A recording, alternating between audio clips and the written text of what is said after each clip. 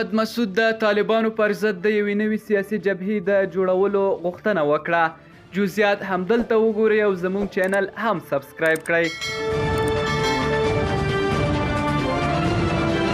د افغانستان د ملي مقاومت په نامه د طالبانو مخالفې ډلې مشر احمد مسعود د جمعې په ورځ په بهر کې د میشتو افغانانو څخه وغوښتل چې د طالبانو د واکمنۍ د ختمولو لپاره د یوې سیاسي حل لارې د موندلو په خاطر سره متحد شي.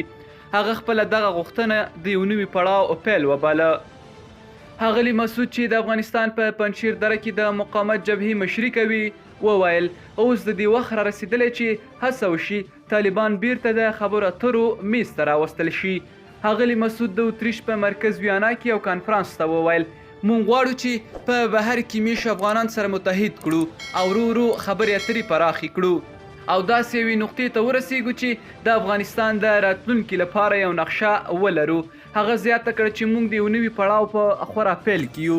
د ویانا په کنفرانس کې د طالبانو ضد شاوخوا 30 تنو افغانان راټول شوي وو چې اکثر یې په جلاوطنۍ کې ژوند کوي.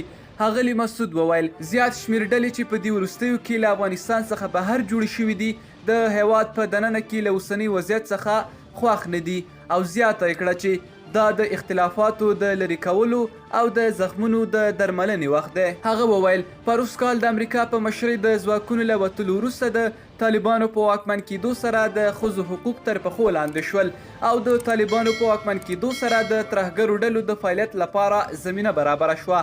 د فرانس پریس اژانس د ریپورت له مخې د افغانستان د ملي مقاومت جبهې ځواکونو د مۍ په میاشت کې د طالبانو پر ضد د عملیاتو اعلان وکړ او د راپورټونو له مخې په روانه میاشت کې په پنجشیر، اندراب، بغلان ځینې سیمو کې جګړې زور اخیستی دی.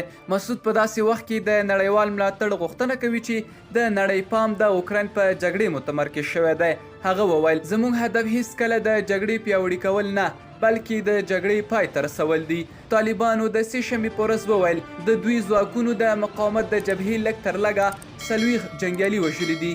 یوه ورځ وروسته اسلام پالې ډلې وویل چې دوی په ټولنیزو رسنیو کې خپرې شوي ویډیو ارزوي چې د مقاومت جبهې وایي چې د طالبانو د دوی ځینې جنګیالي اعدام کړي دي. ښاغلي مسعود وویل دا د منلو وړ نه ده او دا د ټولو نړیوالو قوانینو خلاف کار دی.